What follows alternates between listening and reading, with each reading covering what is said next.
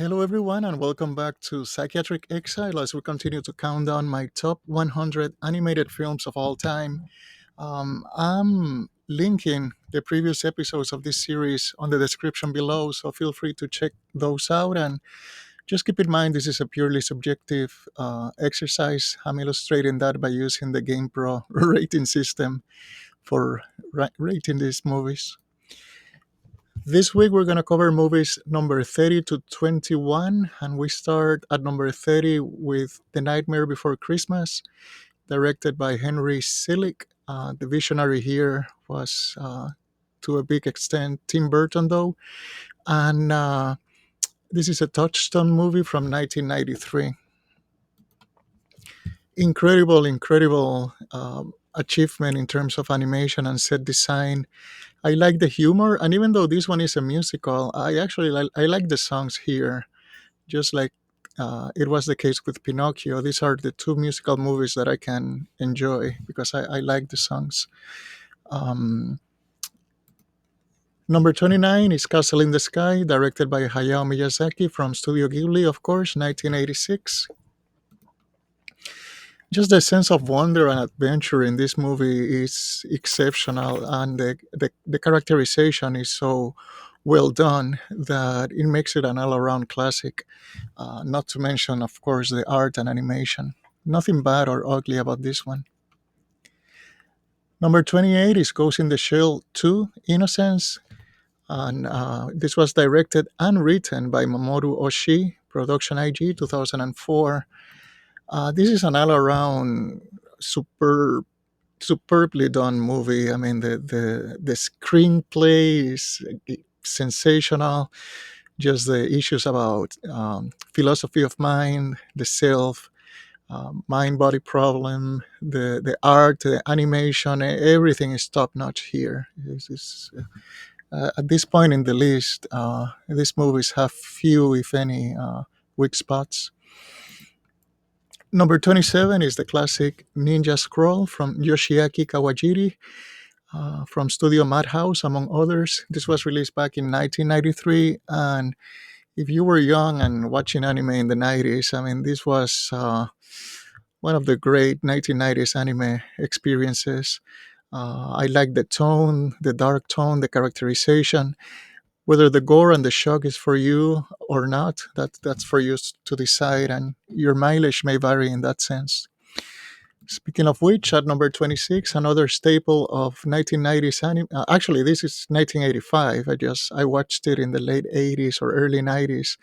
Remember watching this on the Cartoon Network. They had an anime block on Saturday nights, and my jaw dropped when I saw this. This is the art and the story and the characters. Everything was so different than what I was used to seeing at the time. Vampire Hunter D, one of the quintessential 1990s anime experiences. And again, just like it was the case with Ninja Scroll, the tone and the characterization here are exceptional. It's a pure classic. Number 25, Persepolis. It's a more recent movie. This one was released in 2007, directed by Marjan Satrapi and Vincent Paronat, Celluloid Dream Studio.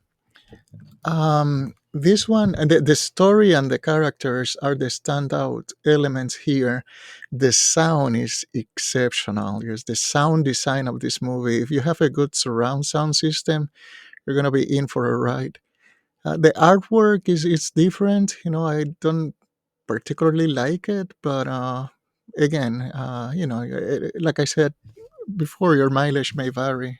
In this case, depending on the artwork, but nothing really ugly about this movie. Good exploration about being an immigrant.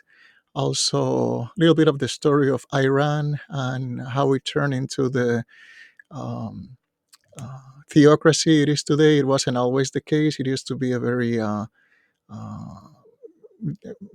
avant-garde country, very developed in terms of science and culture, and just a sad series of events that led to the current development. of the current state of things. Number 24, one of my top Ghibli movies is House Moving Castle, directed by Hayao Miyazaki, released in 2004. Yes, I mean, if you watch this movie on a good TV with a good Blu-ray player, um, or 4K, whatever the case may be, the art and the sound. This may be the, if not the best, well, it may be the best surround sound in my list, in this particular list, and it's one of the best surround sound works I've heard.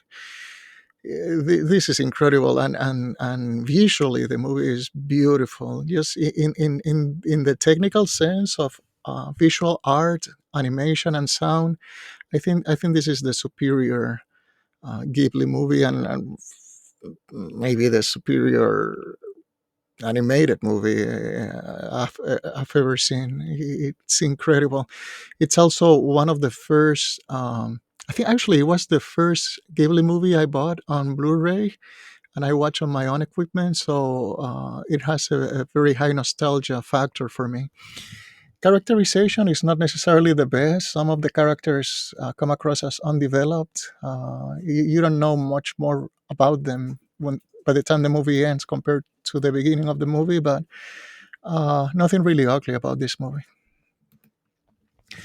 Number 23 is my favorite anthology movie, animated anthology movie, is Memories from 1995, Studio 4C and 4 Degrees Centigrade, and there's three different directors, including Katsuhiro Otomo.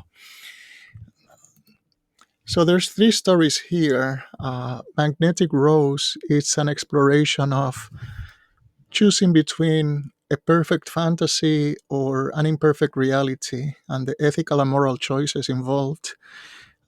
Cannon Fodder is one of the best things I've ever seen. It's about how war is intertwined with the structure of a society at a very fundamental level, to the point where not only it doesn't even matter who the enemy is anymore as long as the war machine is turning and moving forward.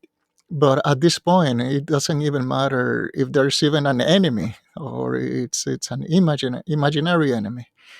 Also, the style of the film, the art, and the fact that it's all shown in one take. There's no cuts. It's a superior work of art. Highly recommended. For all the three short stories are great, but Cannon Fodder takes the cake.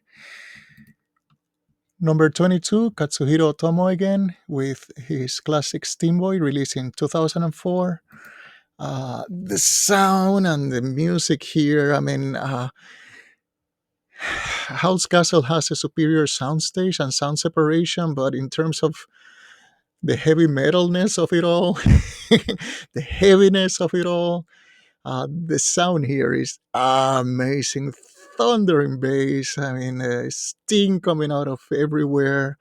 You feel like you are inside of these machines. The music is incredible. The art and the world building, it's exceptional too. Just this is a joyride from top to bottom. And number 21 and last movie for this week is Princess, directed by Anders Morgenthaler, from Studio Nordisk, among others. This was released in 2006. I like a good revenge film, and this is one of the best revenge films I've ever seen. Like another favorite of mine is Old Boy, and also I Saw the Devil, Kill Bill. This is at that level in terms of story, and other than maybe Old Boy, it may be better than any of those.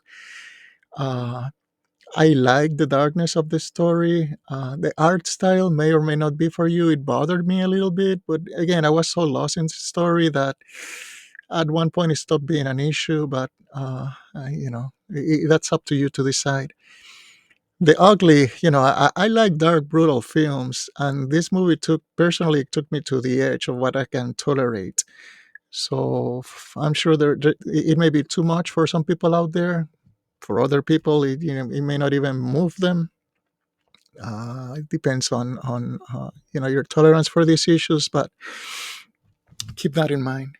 That's all I have for this week. Next week we're gonna be covering movies number 20 to number 11, and we're gonna make it to the part of the list with the movies that I consider to be 4.5 or better. So I hope you guys tune in next week again. I thank you for your time, and you take care of yourselves. Bye.